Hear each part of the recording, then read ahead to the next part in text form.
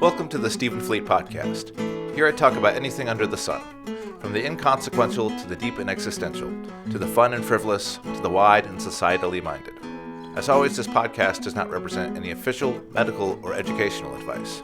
I may have opinions, but they should never be taken as personal guidance. Please seek the proper resources for your important life decisions. And now, off we go.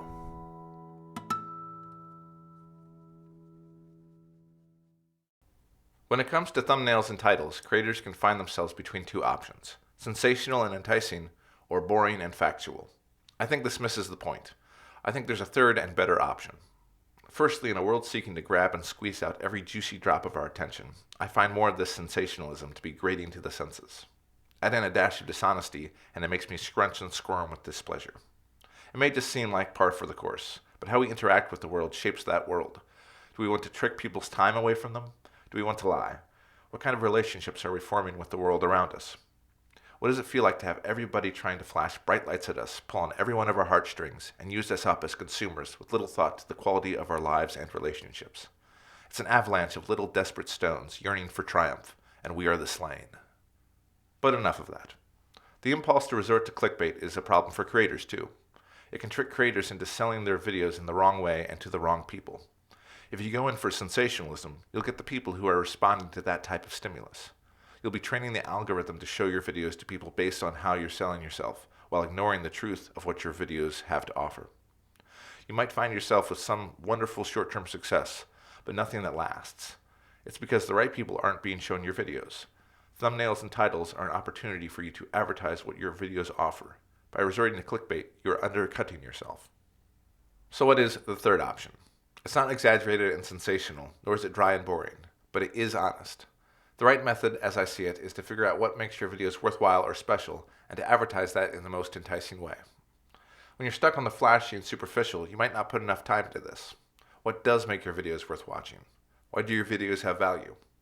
What is the most enticing way to make that be the focus of your titles and thumbnails? If you can do that well, you make people feel not just stimulated, but satisfied by their experience. They can come in with a notion and feel fully rewarded afterwards, rather than mindlessly entertained. And in this way, you can begin to train the algorithm to show your videos to the right people. And you can begin to build a strong subscriber base rather than holding up the dead animal trophies of past conquests now irrelevant. Basically, how many people are sticking around for more of your stuff? I'd argue that less views can be a good thing here. If there's less viewers, but they're watching and enjoying more minutes, then you've begun to hone in on something that can sustain and something that can build. Plus, on the other end of the internet, there'll be people who are actually appreciating what you do. Now, the most insidious part about clickbait is how it might affect what you make and how you think. Advertising your stuff is an opportunity to better understand and improve what you have to offer. When you focus only on what catches the eye, you are corrupting your own view of what you do. You are blinding yourself to the merits of your own content. You're suffocating the power and reach of the best you have to offer. You might even stop making as good of stuff. You will surely miss out on chances to improve what you do. Not completely, but when the mindset shifts from content to salesmanship, you'll lose something in the process. There'll be little moments where you could have improved yourself or understood your stuff better, but decided to blame the algorithm or the views or the state of the world or the fates themselves instead. So the worst part about clickbait is how it distracts you from the things that really matter. What do I do well? What is meaningful about my own content? How can I improve? How do I show off the best of what I have to offer? It makes you make worse stuff, sell your stuff badly and to the wrong people, distracts you from improving, and fools you into undercutting the value of yourself and what you do.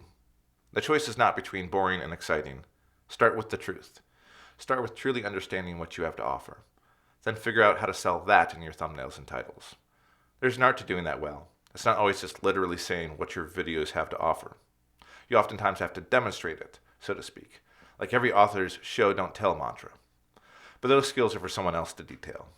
This was just about the fundamentals. That's at least how I see things from the outside looking in.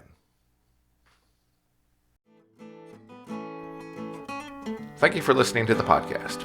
If you would like to listen to more, there are extra episodes available via my Patreon. Link in the description.